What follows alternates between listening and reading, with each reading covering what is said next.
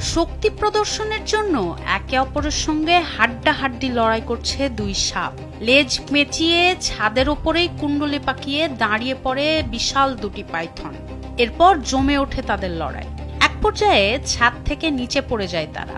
ইতোমধ্যে এই ঘটনার একটি ভিডিও সামাজিক যোগাযোগ মাধ্যমে ভাইরাল হয়েছে। ভিডিওতে দেখা যায় দুটি বিশাল কার্পেট পাইথন ছাদের উপরে লড়াই করছে। একে অপরের লেজ পেঁচিয়ে রয়েছে তারা। লড়াইয়ে জিততে দুটি সাপই তাদের প্রায় সম্পূর্ণ শরীর ওপরে ওঠায়। এক নজরে জোড়া সাপ দুটিকে দেখে মনে হয় যেন ছাদের উপর দাঁড়িয়ে পড়েছে তারা। শরীর দুলিয়ে মারপিট করতে করতে তারা ছাদ থেকে নিচে পড়ে যায়। তবুও হার মানেনি সাপ দুটি। একে অপরের লেজ আরো শক্ত করে পেঁচিয়ে ধরে।